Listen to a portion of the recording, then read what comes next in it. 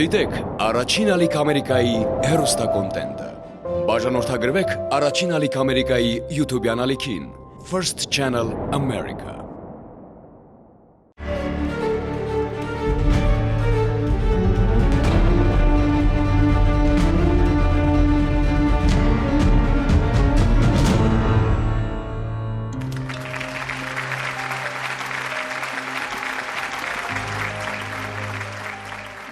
Բարի երեկո, մեր շատ սիրելի հեռուստադիտողներ։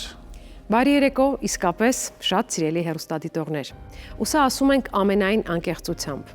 Խորեն մեր հեռուստադիտողներին պարզապես հնարավոր չէ չսիրել։ Իհարկե հնարավոր չէ, ես կասեի մեր հեռուստադիտողների բանակին։ Քանի որ մեր հաղորդաշարի ընթացքում հնչող յուրաքանչյուր պատմության շուրջ հեռուստադիտողները միավորվում են մեկ հզոր բանակի պես,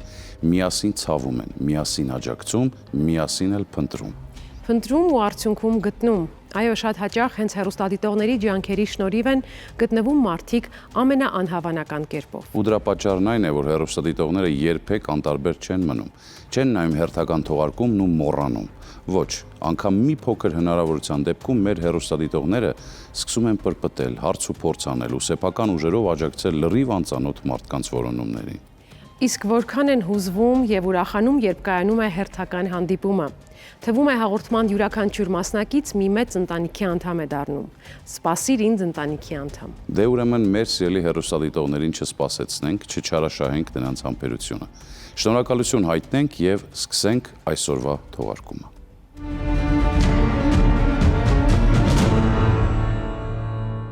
Ինչպես միշտ մեր տաղավարում ներկա է մեծ թվով հանդիսատես։ Նրանցից ոմանք այստեղ են մեկ նպատակով՝ գտնելու հարազատ մարդկանց։ Զրուցենք նրանցից մեկի հետ։ Համեցեք։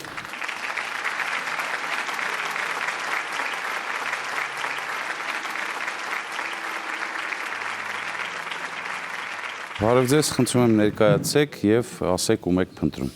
Ես Լյուդմիլա Մարտիկի Պողոսյանից, քաղաք Մեղրիից։ Փնտրում եմ եղբորս Արմեն Մարտիկի Պողոսյանին։ 18 տարեկան հասակում դատվել է Ռուսաստանում։ Ռոստովից 27 կիլոմետր հեռավորությամբ Նավաչերկասկում։ Ինքը կրել է 3 տարի ազատ աքսոր։ 3 տարի հետո պետք է տուն գար, վերադառնար։ Մնացել էր իրեն տուն գալու 2 ամիս։ Ու ինքը դուրս է եկել եւ այլևս չի վերադարձել։ Իր հասցեն Նավաչերկասկում Բուդյոնովսկայա 173 մոտավոր եմ հիշում իհարկե, ծրարները չենք պահել։ Որ թվականին են ծնվել։ 67 թվականին է ծնվել եղբայրս։ Իսկ դատվածությունը այստեղ է եղել։ Դատվածությունը եղել է Մեղրի քաղաքում, բայց այն ժամանակ տանում էին Ռուսաստան։ Մենք անդադ գնացել ենք, եկել ենք, երեխային տեսել ենք, հայրս անդադ գնացել է եկել, իսկ իր կորելուց հետո 6 տարի հայրս է փնտրել իր սեփական ուժերով։ Չենք գտել, ոչ մի տեղեկություն չունենք, ոչ մահվանից, ոչ կենդանությունից։ Որ թվականից է կապը կորել։ 87 թվականից։ Նոյեմբերին պետք է գար, նոյեմբերից 2 ամիս շուտ ինքը արդեն կորել էր։ 87 թվականին կորել է։ Այսինքն որտեղից էր դուրս եկել եւ այդ որտեղ ինքը կրում էր իր պատիժը։ Այդտեղից դուրս է եկել։ Դուրս է եկել, այո, թույլատրությունով, որ մենք հետաքրքրվել ենք, նույնիսկ մեզ զանգահարել են, եթե Արմենը տուն է եկել, խնդրում ենք հետ ուղարկեք, մի շաբաթով թույլ ենք տվել դուրս գա։ Նոր այդ ժամանակ հայրս գնացել է Ռոստով, տեղեկանա, որ եթե տուն չի եկել, ուրա։ Ու դրանից հետո ոչ մի տեղեկություն մենք չենք ունեցել։ Դուք ունեք ինչ-որ ենթադրություն, ինչ-որ վարկած, որն է պատճառը, որ կալանքի վայրից կամ աքսորի վայրից, ինչպես ասում եք, դուրս է եկել։ Մենք ոչ մի տվյալներ չունենք, ասենք հայրս միշտ որ գնացել է իր հետևից, ասել են շատ աչքաբաց, շատ լավ երեխա է, խախտումներ չի անում։ Նույնիսկ որ կարողացել է ինքը տուն գա գնա։ Ռոստովից ինքը Մեղրի եկել է 2 անգամ, 3 անգամ։ Ես այդ ժամանակ արդեն Երևան էի ապրում, ամուսնուս հետ։ Ինքը նույնիսկ վերջի անգամ որ տեսել եմ, եկել է Երևան, մենք միասին Մեղրի գնացել ենք ծնողներիս մոտ։ Հետո հայրս բերել է նորից իրան ճանապարհել։ Այդ ժամանակ ինքը տեղ է հասել։ Մենք նորից իր հետ կաննամակագրական կապեր ենք ունեցել։ Իսկ այդ վերջի անգամ որ ինքը դուրս է եկել այդ կալանավայրից, իբր իրենց ասելով, որ թույլատրությունով է դուրս եկել։ Եվ չի վերադարձել։ Չի Պիտի գար եւ վերադարձել։ չի եկել։ Հա։ Արդյոք փախուստի է դիմել թե ինչ որ բան է Փախուստի ինձ պատահել։ թվում է իմաստ չուներ, քանի որ մի ամիս էր մնում տուն գար։ Ու անդադ ինքը ուրախ էր դրա համար, որ շուտով տուն կգա։ Ինչ հիշողություններ ունեք նրա հետ կապված։ Մանկական։ Ես գիտեմ, որ ինքը շատ ճարպիկ էր, մի անգամից այդպես չէր կորի։ Վստահ եմ, որ ինքը հնարավոր է որ կա։ Իսկ ինչու չի արձագանքում չգիտեմ։ Ձեզնից բացի ովքեր են հիշում, փնտրում ու սպասում ձեր Բոլորը։ եղբորը։ Ընտանիքի բոլոր անդամներ, հայրս մահացավ, չդիմացավ, Նա պատկերացնենք, որ նա ինչ-որ մի հրաշքով դիտում է մեր հաղորդումը եւ հուսով եմ, լսի ձեզ։ խնդրում եմ եղբորս, եթե կաս, արձագանքիր, սպասում ենք։ Շնորհակալություն, որ այսօր մեզ հետ եք։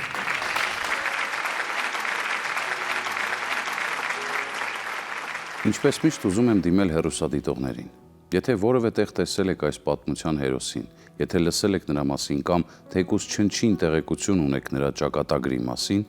խնդրում ենք անհապաղ կապվել մեր խմբագրության հետ։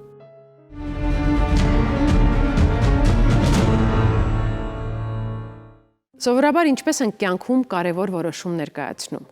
Կշռքի նժարներին ենք դնում հարցի դրական ու բացասական կողմերը, խորհրդակցում ենք մտերիմների հետ, կանխատեսում հնարավոր ընթացքն ու ելքը ու վերջապես որոշում, նախ ինքներս գիտակցելով պահի կարևորությունը, այնուհետև մեր որոշման մասին տեղեկացնելով շրջապատին։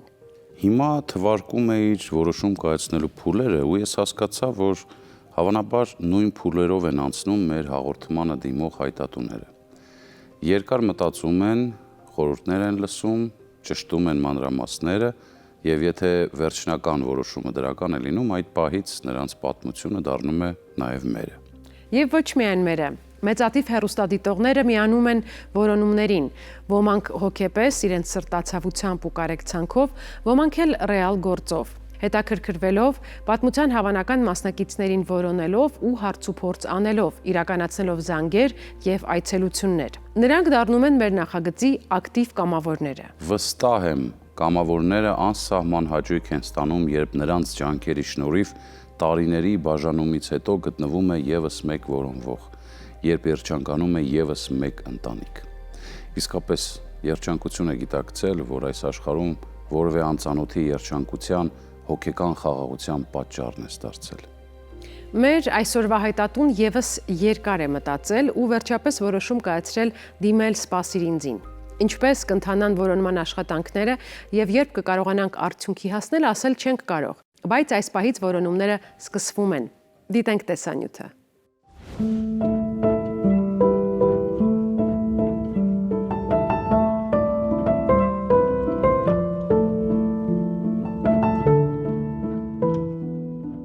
Թորնոհուծս մի լուսանկար ունեմ, միայն մազերով է տղայս նման, գանգուրները չի երևում, իսկ ժպիտը իսկական պապայի ժպիտն է։ Տեսել էլի բարի մեջ է, բայց աչքերը շողում են, չէ երեխա, պապայի աչքերի պես։ Մարգո Մկրտչյանը որոնում է Թորնուհուն, Կրիստինա Խայրուլինային։ 2010-ական թվականներին Մարգոյի որդին Բագրատը ապրում էր Թաթարստանի մայրաքաղաք Կազանում։ Ամուսնացած էր ազգությամբ թաթար Վալյա Խայրուլինայի հետ։ Նրանց դուստրը Կրիստինան ծնվեց 2013 թվականի դեկտեմբերի 25-ին։ Բագրատի հարազատները Թորնուհու ծննդյան լուրն ուրախությամբ ընդունեցին։ Աշխատանքային օրվա ավարտին, երբ բոլորը տանն էին, Բագրատն ու Վալյան միշտ զանգահարում էին Գյումրի, որպեսզի տատիկն ու թոռնիկը զրուցեն։ Եվ այսպես 4 տարի։ Վայլային ասում է, դե Վայլա ջան, հələ դու տեսնենք հələ մեզ ճուդը ինչ անում, էլ անը չի տաս, ճուդը։ Մի բան բարձախոս էր միացնում, թե տատիկ ջան, ո՞նց եք, ես գալու եմ։ Ես ասում եմ, բարվինք, ասում ես զրասվիցե։ Ոնց ու ասում ես լեզու իր հանուցի ծաղում, յանի դե հələ նա է։ Բագրատը սուր գործեր անում, ինքը զանգում էր մամուշկա ջան, ես լավ էի զգում։ Ես եմ քանի հազար կիլոմետրի վրա մամուշկա ջան, ոնց է առողջականդ Նվերներ եմ պատրաստել քեզ համար, ասում եմ իմ նվերը դուք եք, ընդանյոք հանդերձ։ 2017 թվականի մայիսին Մարգոն կրկին զանգահարեց Կազան։ Հեռախոսազանգին պատասխանեց որդին, նա տանը մենակ էր։ Բագրատն ասաց, որ վիճել է կնոջ հետ, վերջինս էլ երեխայի հետ հեռացել է տնից։ Վալյան երեխայի հետ սկսեց ապրել ծնողների մոտ։ Նրանց տունը գտնվում էր Աքսուբաևսկի շրջանի Նովի Չուվաշսկի Ադամ գյուղում։ Վիճաբանությունից հետո Բագրատը փորձեց վերականգնել ընտանիքը, հաշտվել Վալյայի հետ, բայց կինը տուն վերադառնալ չէր ցանկանում։ Օրեր անց Բագրատն իմացավ, որ աշխատավայրում պատուհանները լվանալիս Վալյան ցած է ընկել ու մահացել։ Զանգից մամ, գիտես ողբերգություն, ասին չի հրցավ տանեմ։ Բա Վալյան օրենքից հեռացել է, քաղաքի անունը չտվեց, այդտեղ դժբախտ պատահարի է ընտարվել, հիմի ինքը չկա, ես չգիտեմ Քրիստինաս որտեղ է, ինչ է, տղաներին առնում եմ գնում իր գերեզմանին այցելության, մեկ էլ իմանամ իմ երեխես որտեղ է, ես չեմ ուզենա, որ ստեղ մնա, որ բերեմ, Տեր կրնես ասում մեծ սիրով ցավը տան, պես մեկ էլ լացեց ենք, ես եմ ինչ տեստեն, ինքը ինքան խուպ էր, կյանքում ինքը իր անձնագանի մասին չէր խոսում, մենակ երբ որ մի բան ասում էր, մամ համաձայն ես, ինքը չէր, իր ինչ որ ես գիտեմ իր մասին լրիվ ընկերներից։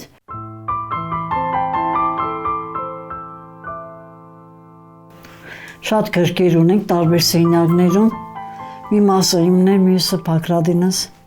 շատ ժամանակ գրքի քննարկում էինք անցկացնում միասին։ Բագրատն ու Վալյան օրինական ամուսիններ չէին։ Կրիստինան կրում էր մոր ազգանունը։ Վալյայի մահից հետո Կրիստինան որպես ծնողազուրկ երեխա տեղափոխվեց Կազանի մանկատուն։ 2017 թվականին Բագրատին 5 տարով երկրից արտաքսեցին եւ նա վերադարձավ Գյումրի։ Դե մանկատունը իրան թույլ են տվել գնացել է, այցելել է խաղալիքներ եւ այլ ամեն ինչ։ Ասում ես բան է, ոնց որ բրոշկա կապնում էր դոշիս, որ իրան այդ երեխան ուզում են տանին լացում էր։ Երեխան էլ է կապած եղել շատ իր հետ։ Տանտան նկարը դնում էր վայ Քրիստինա ջան, ես անպայման կբերեմ, դու չես մնացպես եւ այլն։ Մեկ տղայի տեղը նստած Բագրատ կարող է խելառել ես։ Ձակիս հետ եմ ինքը չէր ասում Քրիստին, ասում էր ձակս։ Դե գիտես որ թրջուն է իր երեխուն առանձնացնում ես ապրումների մեջ է, նույնը Բագրատն էր։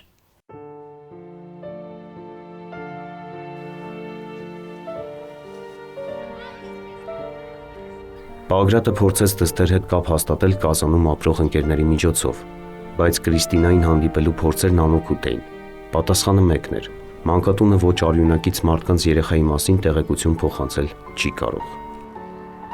2021 թվականի հունվարի 3-ին Բագրատը մահացավ։ Որդու մահից հետո Կրիստինայի որոնումներով տատիկն է զբաղվում։ Կրիստինայի մասին վերջին տվյալն այն է, որ աղջիկը Կազանում է, գուցե դեռ մանկատանն է, գուցե մայրական կողմի հարազատների մոտ է, Նովի Չուվաշսկի Ադամ գյուղում։ Քրիստինա ջան, բալիկ ջան, վաղուց երազում ենք, որ դու մեզ հետ լինես, պապան էլ էր երազում, բայց չիրականացավ։ Հնարավորության դեպքում քեզ կբերենք այստեղ, որպես մեր բալիկը, որպես մեր ճուտիկը, պապայի մուրազը կիրականացնենք։ Սպասում ենք, անհամբեր սպասում ենք մեր հանդիպմանը։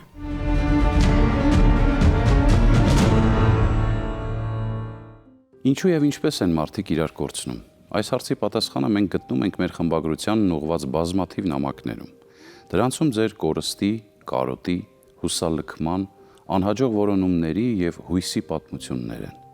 Եվ այն, որ դուք գրում եւ ուղարկում եք այդ նամակները, նշանակում է, որ ապրում եք հավատով, թե մի օր կրկին հարազատ մարդուն տեսնելու հնարավորություն եք ունենալու։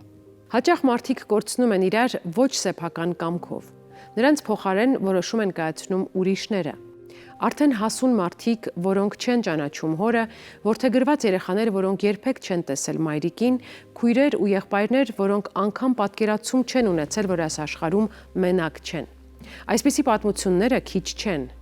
Լինում են դեպքեր, երբ մարդիկ պարզապես մոռանում են հայտնել ընկերներին նոր բնակության հասցեն կամ փոխում են հեռախոսահամարն ու կորցնում բոլոր կոնտակտները։ Ժամանակն անցնում է եւ շատ ուշ է գալիս գիտակցությունը, որ կյանքում պակասել են կարևոր մարդիկ։ Գրեթե բոլորի կյանքում էլ կգտնվեն նման պատմություններ, բայց ոչ բոլորն են փորձում ուղղել իրավիճակը։ Նրանք, ովքեր քայլեր են ձեռնարկում հարազատ մարդուն գտնելու ուղղությամբ, բայց չեն հաջողում, դիմում են Սպասիր ինձ հեռուստանախագծին որպես վերջին հույս։ Դե իսկ մենք էլ առանց ժամանակ կորցնելու անում ենք այնպես, որ նրանց պատմության մասին հնարավորինս շատ մարդ իմանա։ Չէ՞ որ դա որոնումների հաջող ելքի նախապայմաններից մեկն է։ Չխախտենք ավանդույթն ու հենց հիմա ներկայացնենք մեր խմբագրությունում հայտնված պատմություններից մեկը։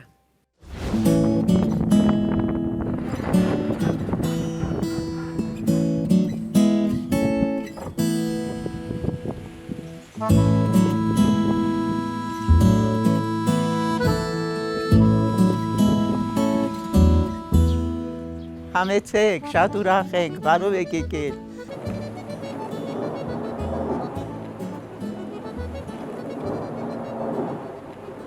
Ընկերուհիս է, Ամիրխանյան Անահիտում փնտրում ենք ես ու ամուսինս, մեր համատեղ ընկերուհին է։ Այս նկարը ուղարկել է նամակով մեր ամուսնությունից հետո 75 թվականի մայիսին։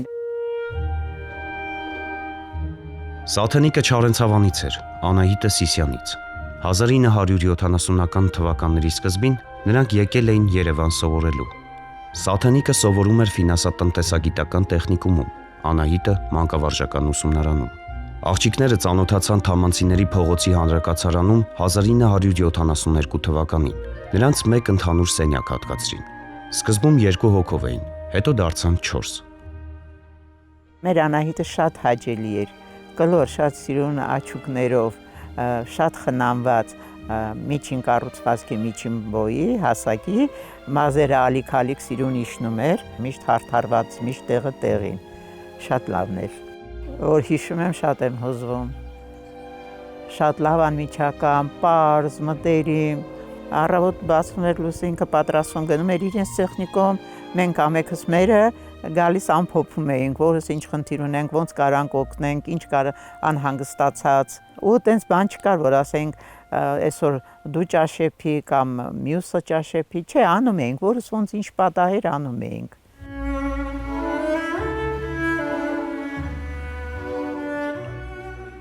Մի օր հանրակացարանում աղջիկներից մեկի ոտքը վնասվեց։ Սաթենիկն ու Անահիտը շփոթվեցին, չգիտեին ինչպես օգնել։ Միջանցքում հանդիպեցին հանրակացարանի 3-րդ հարկում բնակվող տղաներին, որոնցից մեկը Սամվելն էր։ Նա առաջարկեց օգնել։ Այս միջադեպից հետո նրանք ընկերացան։ Անահիտին հենց նայում էր, ծիծաղում էր, էլ ինքը ժպտերես էր, շատ ժպտերես, մեր գյուղ եկել է իմ հետ, Սուսանի հետ, ստեղ լավ օրեր անցրել ենք ուսանողական այդ տարիների, լավ ենք եղել իրար հետ, իրանց ճաշերից շատ եմ կերես, իրանց սենակի պատրաստած, իմ սարոշկաները միշտ լվացրել են, կարևոր չի սատիկն է եղել Սուսանը թե Անահիտը, արտուգել են տվել են ինձ։ Ձմեռ էր գնում էինք թատրոն, ես սայթաքեցի ընկա, մի Սամվելը իր անգերը կանգնել ծիծաղում են, Անահիտը անհանգստացած ուզում է ինձ օգնի հանի, ես վիրավորվում եմ Սամվելից ծիծաղելուց, հետո վերալուծում, որ ինձ հետ էլ կարող է տես դեպք պատահի, բռնազբոսիկ ծիծաղ է սկսվում, բոլորի մոտ է տես դու մի վիրավորվի, բայց ես էլ էի մոտենում, որ արդեն քեզ օգնեի, դա եմ շատ հիշում, միշտ ասում եմ, ինչքան ծիծաղեցիր իմ վրա, որ ես ընկեր էի։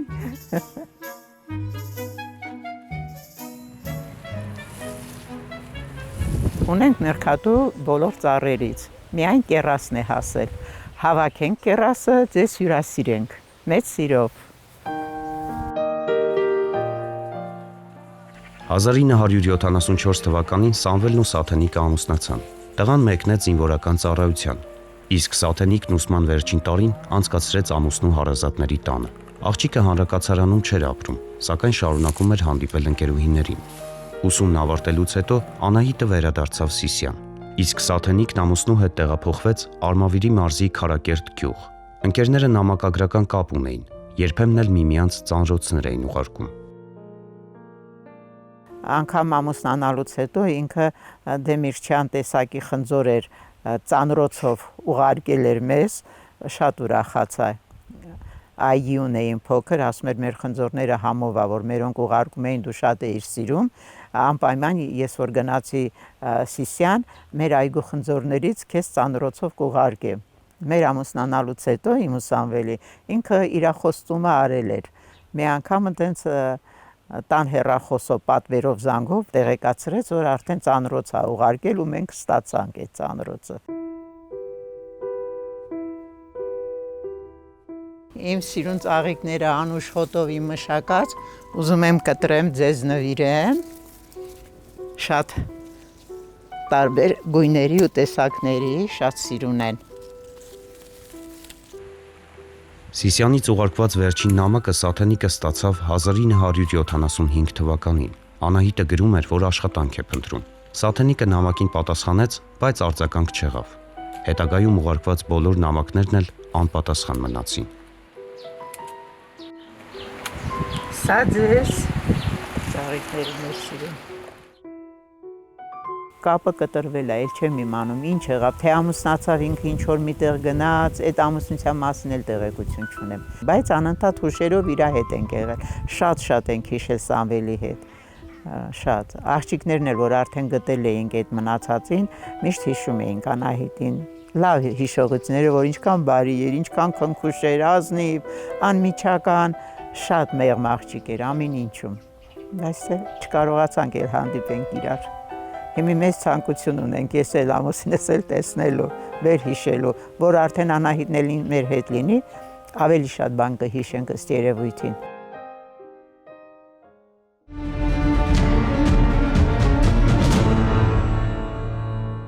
Դե ինչ, կարծում եմ այս պատմությունը լսելուց հետո առաջին բանը, որ անցավ բոլորիս մտքով, ինչպես օգնել։ Նախագծի գոյության տարիների ընթացքում մենք արդեն բավականին մեծ փորձ ենք ձեռք բերել եւ անմիջապես պատկերացնում ենք, թե ինչից է պետք սկսել այս կամ այն որոնումները։ Եվ մենք երբեք չենք մոռանում, որ ունենք բազմահազարանոց լսարան, որին դիմում ենք առաջին հերթին։ Մարդիկ, որոնք անտարբեր չեն ուրիշի ցավի նկատմամբ եւ պատրաստ են ցանկացած պահի ձեռք մեկնել նույնիսկ անծանոթին։ Միասին մենք դառնում ենք մի քանի անգամ ավելի ուժեղ։ Այս դեպքը բացառություն չէր։ Մենք կրկին ուժեղ գտնվեցինք խանգարող հանգամանքներից։ Ուրախ ենք արձանագրել, որ մեր միասնական ջանքերը պտուղներ տվեցին, որոնք էլ հիմա կտեսնենք տեսանյութում։ Անունս Անահիտ է։ Ես արդեն թոշակառու եմ։ Ծնվել եմ Հայաստանում, Գորիս քաղաքում։ Հետո տեղափոխվել ենք Սիսիան։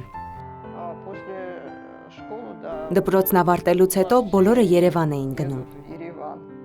Ես լավ գնահատականներ ունեի դպրոցում եւ առանց որևէ խնդրի, կարելի է ասել, նույնիսկ առանց քննություններ հանձնելու, ընդունվեցի բուհ։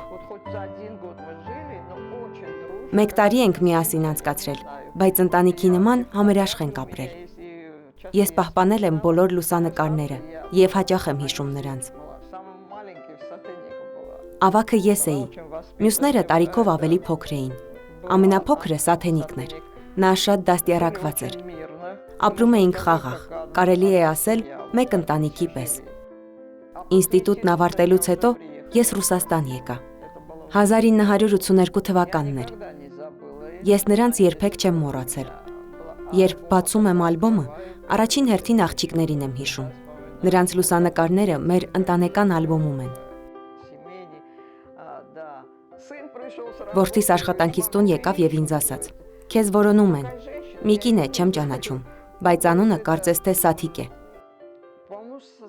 Երբ տեսնես, անմիջապես կճանաչես»։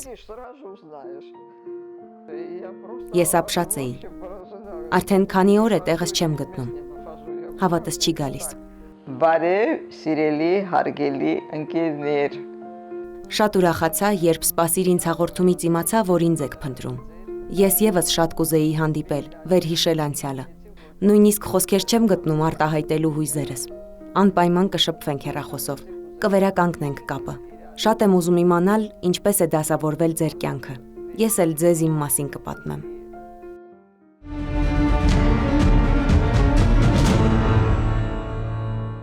Գործն արված է, որոնվողը գտնվել է։ Ինչը կարող է ավելի ուրախալի եւ ոգևորիչ լինել։ Շտապեցինք հայտնել այս հրաշալի լուրը մեր հայտատուին, չէ՞ որ նա անհամբեր սպասում էր դրան։ Մեր աշխատանքի թերևս ամենահաճելի պահն է։ Հետևել, ինչպես է փոխվում մարդու դեմքի արտահայտությունը, երբ ասում ես նրան այն, ինչ նա երկար ժամանակ երազում էր լսել։ Այդ հաճելի պահը վայելելու հնարավորությունը շտապում ենք տալ նաև ձեզ, սիրելի հեռուստադիտողներ։ Դիտենք տեսանյութը։ Արմավիրի մարզում ենք, ուղևորվում ենք Քարակերտ գյուղ։ Սաթենիկ և Սամվել Խաչատրյաններին այցելելու ենք երկրորդ անգամ։ Նրանք մեզ դիմել էին իրենց ընկերուհուն գտնելու խնդրանքով։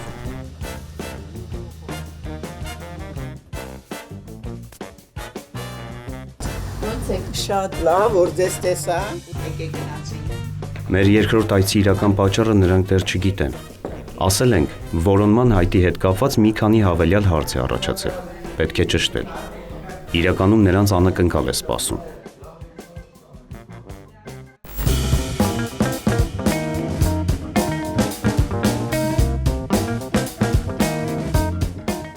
Տիկին Սաթենիկ, պարոն Սամվել, ձեր որոնման հայտը ներկայացվեց «Սպասիր ինձ» հաղորդաշարի եթերում։ Դիտել եք այդ թողարկումը։ Այո, իհարկե, մենք բան բաց չենք թողել։ Շատ, այնքան ենք ոգևորվել, մանավանդ որ երկուշաբթի պետք է դիտենք «Սպասիր ինձ» հաղորդումը,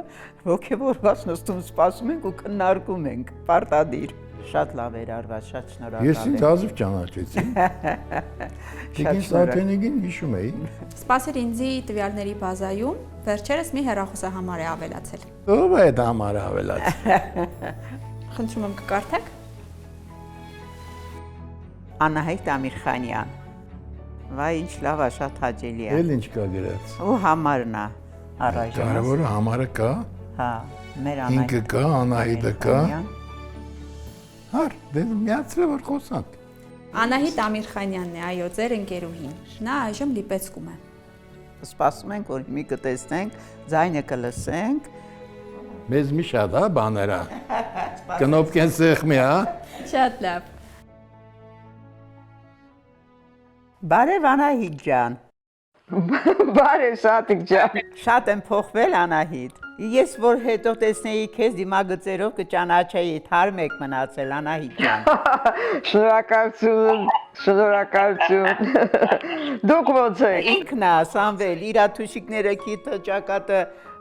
մազերն է փոխվել, այն ժամանակ շատ ալիք էր մազերը, Անահիտ ջան։ Ճանաչիր Անահիտ ինձ։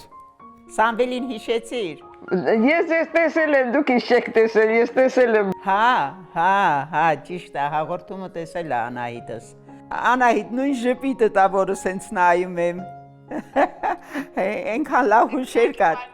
Ժպիտ բան սաղ տարել է այդ կյանքի պայմանները։ Բոլորիս մոտ է այդ խնդիրները, ես էլ բազում հիվանդություններ եմ տարել։ Ձեր Սիսյանը թողած ոնց հասար Լիպեցկ։ Հետո կպատմեմ Սամվել ջան, սաղ կպատմեմ։ Համերնեմ ջանիդ, հա իմ քուր ջան, ցավդ տանեմ, ինչքան ջերմ հուշեր կան։ Էլում եք հիշում այդ ուսանողական տարիներից։ Ամեն ինչ հիշում եմ։ Հիշում ես, որ գյուղ են գալիս մեր մոտ դու Սուսանը։ Սաղ նկարները կա։ Այդ նկարները ունեմ, էլ որ ձնագնդիկ են խաղացել։ Այդ նկարները հաճախակի նայել ենք այս տարիների ընթացքում։ Ու Սամվելը միշտ ոգևորված ասում էր գտնենք Անահիտին, այդ նկարները պահպանվել է, այդ ձնագնդի պահերը, խաղալը։ Սամվելը, որ խնդիր չունենար, կգայինք Լիպեցկ, անմիջապես, ուղղակի առողջական խնդիր ունի ինքը, չի կարա, թե չէ եթերը հեռարձակելուց հետո անմիջապես կգայինք։ Հա։ Ախպերս Վորոնեժում է։ Շատ մոտիկ ասե։ Այդ քոյից ժպիտն եմ ուզում, միշտ ու տենց ժպտաս։ Դու որ ժամերին ես ազատ, որ զանգենք, Անահիտ։ Ամբողջ ծմերը տունն եմ, հետո ամառը գնում եմ Բոստանը։ Եղավ, շատ ուրախ եմ, որ ձեզ տեսա։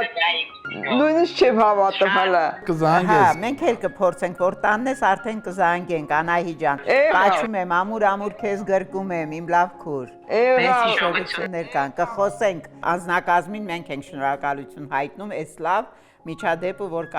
կազմակերպել են։ Կարծում եմ կարիք չկա երկար բարակ նկարագրելու, թե որքան հրաշալի են հանդիպման պահերը, ինչ հույզեր են պատում մարդկանց այդ րոպեներին։ Վստահ ենք, անգամ էկրաններից այն կողմ զգացվեց օդում սավառնող երջանկությունը։ Միայն մաղթենք նրանց, որ այս ամենը զուր չլինի, որ այլևս թույլ չտան պատմությունը կրկնվի ու երկար վայելեն միմյանց ներկայությունը։ Երջանիկ ավարտով եւս մեկ պատմության ականատես եղանք։ Եվ հիշենք, որ որոնումների ավարտը կյանքի նոր փուլի սկիզբ է։ Մի կորցրեք իրար, իսկ եթե կորցրել եք, փնտրեք, ինչ էլ որ պատահի եւ սպասեք անկախ ամեն ինչից։ Սպասիր ինձ հաղորդման հերթական թողարկումներ եթերում։ Կհանդիպենք։